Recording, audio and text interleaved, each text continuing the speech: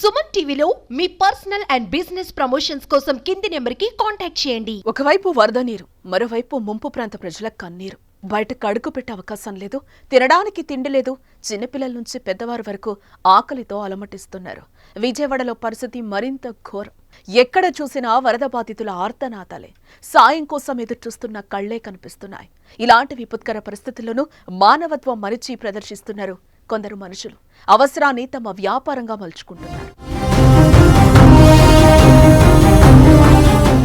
చరిత్రలో చూడని వరద విజయవాడను ముంచెత్తిందే.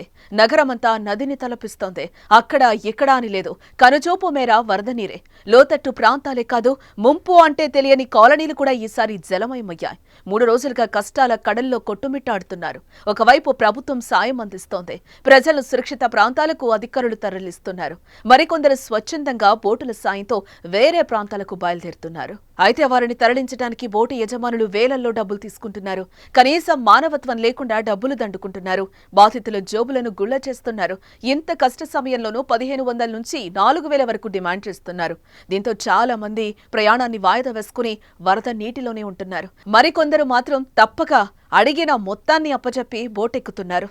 ఆపద సమయంలో ఇలా డబ్బులు డిమాండ్ చేయడంపై తీవ్ర విమర్శలు వ్యక్తమవుతున్నాయి. చేసిన పనికి డబ్బులు తీసుకోవడం తప్పు కాదు, కానీ ఇలాంటి దయనీయ పరిస్థితుల్లో అధిక మొత్తంలో వసూలు చేయడంపై బోట్ల యజమానులు ప్రజల ఆగ్రహానికి గురవుతున్నారు. కష్టాల్లో ఉన్న వారికి చేతనైన సాయం చేయడమే మానవత్వం. చిన్నదో పెద్దదో ముందుగా మనవంతు తోచిన సాయం అందించాలి. కానీ ఇలా కష్టాలు చుట్టుముట్టిన సమయంలో డబ్బుల కోసం దిగజారడం ఏమాత్రం కరెక్ట్ కాదు.